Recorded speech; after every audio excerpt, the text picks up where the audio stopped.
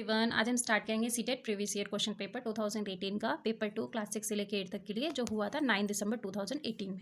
तो इसकी CDP start करेंगे। सीडीपी से क्वेश्चन नंबर 1 से हम स्टार्ट करते हैं। तो आते हैं क्वेश्चन नंबर 1 पर। क्वेश्चन नंबर 1 कह रहा है कि समावेशी शिक्षा डैश के सिद्धांत पर आधारित है। समावेशी शिक्षा किसके सिद्धांत पर आधारित है?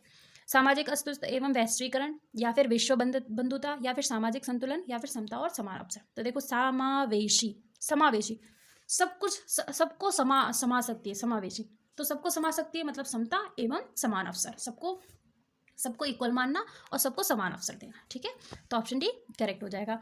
आते हैं क्वेश्चन नंबर 2 पर। दिव्यांगजन अधिकार अधिनियम वर्ष डैश में लागू हुआ था। जो दिव्यांगजन अधिकार जो अधिनियम है वो कौन सी वर्ष में लागू हुआ था? 2016 में। ऑप्शन बी करेक्ट हो जाएगा। आते हैं क्वेश्चन नंबर 3 पर।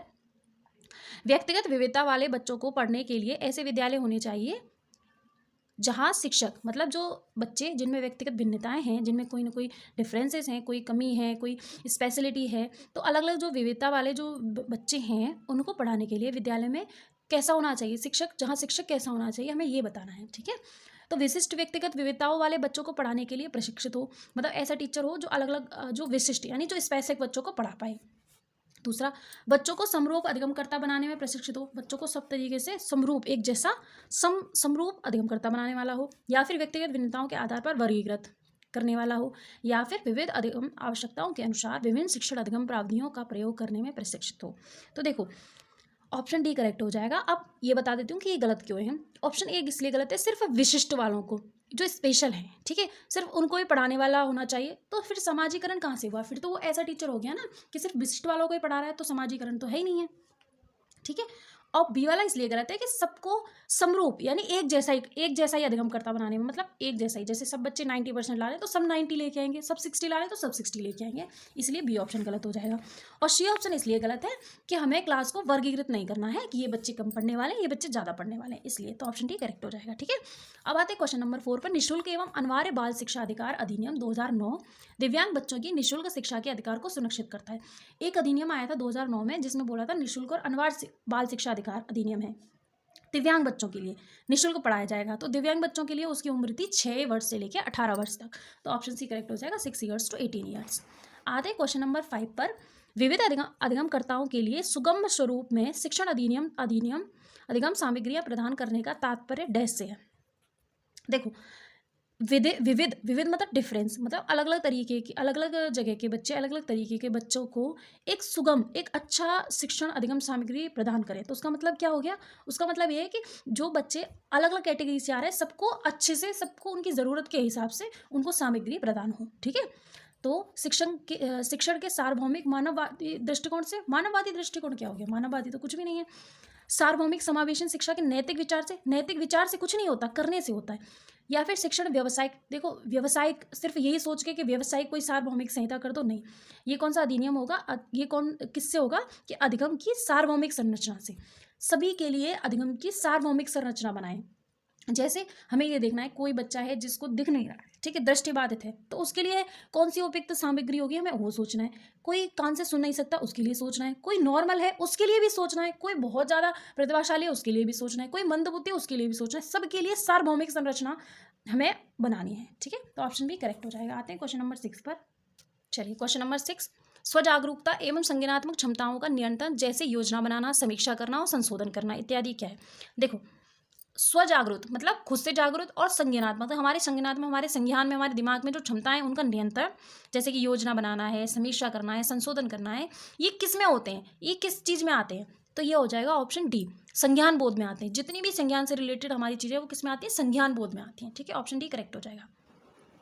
आते क्वेश्चन नंबर 7 पर। जब बच्चे प्राप्त की गई सूचना की व्याख्या करने के लिए अपने अनुभवों के आधार पर सोचते हैं तो उसे डैश कहा जाता है। देखो, जब बच्चों को कोई सूचना मिली, ठीक है, कोई सूचना मिली, उस सूचना मिली, जैसे उसकी व्याख्या हुई, कोई सूचना मिली, उससे उन्होंने कोई अनुभव निकाले, तो देखो उन्हें कुछ मिला, उन्हें कुछ सूचना दी, उन्हें कुछ बताया, उसके हिसाब से उन्होंने कुछ अनुभव निकाले।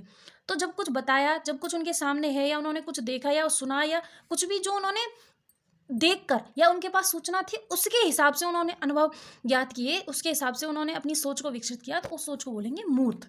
ठीक है, और सोच क्या बोलेंगे? मूर्त। अब इसी में देखो, ऑप्शन बी तो इसका करेक्ट हो जाएगा, लेकिन अमूर्त सोच क्या होगी?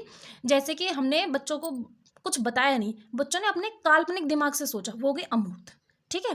प्रतिक्रियावादी सोच वो हो गई कि जैसे कोई आपने कोई कुछ भी उनको दिया, उस पर उन्होंने क्या प्रतिक्रिया की, तुरंत क्या रिएक्शन दिया, वो रिएक्शन। और सृजनात्मक सोच ये हो गई कि बच्चे को हमने कोई कार्य दिया, उसने उसमें अपनी क्रिएटिविटी लगाई, ठीक है। अब वो कार्य हो सकता है दिया भी, हो सकता है नहीं दिया हो, अपने दिमाग से क्रिएटिविटी लगाई हो, तो दिया है, उनके सामने है, तो इसलिए ऑप्शन बी करेक्ट हो जाएगा, मूर्त सोच। आते क्वेश्चन नंबर 8 पर। अधिगमकर्ताओं को व्यक्तिगत क्षमता के आधार पर उनकी कठिनाइयों के विभिन्न स्तरों को ध्यान में रखते हुए पढ़ाने की विधि को क्या कहा जाता है। देखो, अधिगमकर्ताओं की व्यक्तिगत क्षमता, व्यक्तिगत मतलब अलग अलग व्यक्ति की अपनी खुद की क्षमता के आधार पर कि इस व्यक्ति की ये क्षमता, इसकी ये, इसकी ये, इसकी ये, उसकी कठिनाई के हिसाब से, उसकी कठिनाई को ध्यान में रखते हुए जो पढ़ाने की विधि है उसको क्या बोलते हैं, ऑप्शन सी करेक्ट हो जाएगा, विभेदी अनुदेशन। तो देखो ध्यान रखना है कि व्यक्तिगत क्षमता मतलब अलग अलग विभिन्न लोगों की अलग अलग क्षमता, इसीलिए विभेदी अनुदेशन हो जाएगा। आते हैं क्वेश्चन नंबर 9 पर। प्रतिपालन अधिगम का एक विशिष्ट चरण है। जो प्रतिपालन अधिगम है उसका एक विशिष्ट चरण है जो अधिगम के टेस्ट चरण की पूर्ववर्ती है। जो अधिगम के कौन से चरण की पूर्ववर्ती है, सामान्यकरण की। ऑप्शन बी करेक्ट हो जाएगा। आते हैं क्वेश्चन नंबर 10। जनजोग का यह मानना है कि संज्ञान और भाव डैश होते हैं। जनजोग हैं उनका क्या मानना है कि संज्ञान और भाव कैसे होते हैं, स्वतंत्र होते हैं। ये जनजोग का मानना है कि संज्ञान है और जो भाव है वो स्वतंत्र होते हैं। ये ध्यान रखना है हमें कि कौन सा किसका मानना है। आगे क्वेश्चन नंबर 11 पर। पहले से सीखी हुई कार्यों में सुधार लाने के लिए शिक्षक बच्चों को प्रदर्शन देकर सिखा रहा है। पहले से कोई चीज़ उन्होंने सीख रखी है, उसमें कुछ चेंजेस लाने के लिए, सुधार लाने के लिए शिक्षक क्या है, प्रदर्शन मतलब उनको दिखा के सिखा रहा है। यह शिक्षण की कौन सी विधि का प्रयोग कर रहा है। तो देखो पहले से सिखाई गई है उस चीज़ में सुधार ला रहा है और दिखाकर सिखा रहा है, तो उसको बोल देंगे प्रतिरूपण। ऑप्शन बी करेक्ट हो जाएगा। ठीक है, अब आते देखो संशोधन भी इसमें हो सकता है, लेकिन संशोधन कब होगा, जब वो सिर्फ पहले कोई चीज़ है उसमें ये बता दें कि आपको इसकी जगह पे ये नहीं ये करना है, लेकिन वो बच्चों को सीखी हुई चीज़ में सुधार लाने के उनको दिखा भी रहा है, उनको प्रदर्शन करके सिखा रहा है, इसलिए प्रतिरूपण हो जाएगा। आते हैं 12 पर। मैत्री और जेनिस के अनुसार निर्णय लेने वाले बच्चे समस्या का विश्लेषण करते हैं, विकल्पों की सूची बनाते हैं और इसके फायदे और नुकसान के प्रत्येक पहलू का विचार करते हैं। तो इनका व्यवहार कैसा है, मतलब दो बच्चे हैं, मैत्री मतलब दो हमारे वो हैं फिजियोलॉजिस्ट, वो बताते हैं, साइकोलॉजिस्ट जो भी हैं वो बताते हैं मैत्री और जेनिस के अनुसार कि निर्णय लेने वाले बच्चे जो होते हैं वो समस्या का विश्लेषण करते हैं, ठीक है, और फिर विकल्पों की सूची बनाते हैं। सूची बना ली मतलब पहले तो विश्लेषण किया, फिर उसके बाद सूची बना ली, फिर इसके फायदे क्या है, उसके नुकसान क्या है, उस पहलू पर विचार करते हैं। तो इस व्यवहार को क्या बोलेंगे, मतलब कहने का मतलब हमारा ये है कि कोई भी बच्चा समस्या का विश्लेषण करेगा, पहले तो समझेगा, जानेगा, जाँच पड़ताल करेगा, फिर उसकी सूची बनाएगा उसके विकल्पों की कि इसका अच्छा ये हो सकता है, ये हो सकता है, फिर सूची बनाने के बाद उसके फायदे नुकसान देख रहा है, मतलब पूरी एक प्रक्रिया अपने अच्छे से करता जा रहा है, फिर उस पर विचार करता है। तो उस बच्चा कैसा है या उसका व्यवहार कैसा, सतर्क है उसका, ठीक है, तो ऑप्शन डी करेक्ट हो जाएगा। आते क्वेश्चन नंबर 13 पर। एक समस्या सुधारक बच्चा डैश विचार के आधार पर कथनों की सच्चाई या संभावना का मूल्यांकन करता है। एक समस्या सुधारक बच्चा है वो किस विचार के आधार पर कथनों की सच्चाई और उसकी संभावना का मूल्यांकन करता है। आइए ऑप्शन देखते हैं। ऑप्शन है हमारे पास मूर्त, सृजनात्मक, सौंदर्य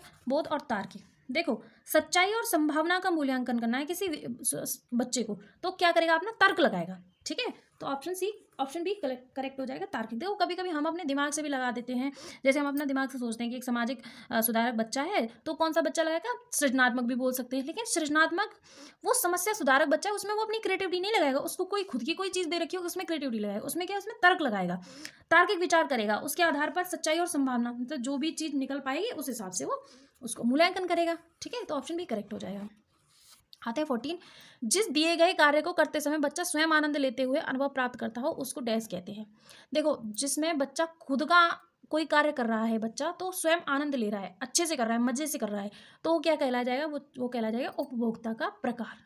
जो ड्रिल और अभ्यास है वो तो रट रहा है, समस्या का प्रकार कार्य मतलब कोई समस्या है उसको सॉल्यूशन कर रहा है, निर्माण कार्य मतलब किसी भी चीज़ को निर्माण कर रहा है, लेकिन आनंद लेते हुए पढ़ रहा है उस चीज़ को, तो वो हो जाएगा उपभोक्ता प्रकार का कार्य।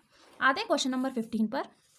बहुसंवेदी शिक्षण अधिगम की प्रविधि में अधिगम संवर्धन हेतु दृश्य, श्रव्य, स्पर्श और डैश संवेदनाओं का एक साथ प्रयोग किया जाता है, मतलब देखने का भी, सुनने का भी, छूने का भी एक साथ यूज किया जाएगा, तो किसमें किया जाएगा, गतिबोधक में, ठीक है। जैसे मान के चलो आप डांस कर रहे हो, ठीक है, तो देख भी रहे हो, गाना सुन भी रहे हो और अपनी मूवमेंट भी कर रहे हो, ठीक है, और या फिर हो सकता है जैसे आप कोई गेम खेल रहे हो, कोई गेम खेलने वाले हो, मान के चलो आप क्रिकेट खेल रहे हो, तो बॉल को देख रहे हो, आवाज़ सुन रहे हो, फिर उस पर एक्टिविटी कर रहे हो, फिर बैट से मार रहे हो, ठीक है, तो ये क्या है, गतिबोधक है, तो ऑप्शन सी करेक्ट हो जाएगा। आज के लिए बस इतना ही, बाकी 16 से लेकर 30 हम दूसरी वीडियो में पढ़ेंगे। Thank you.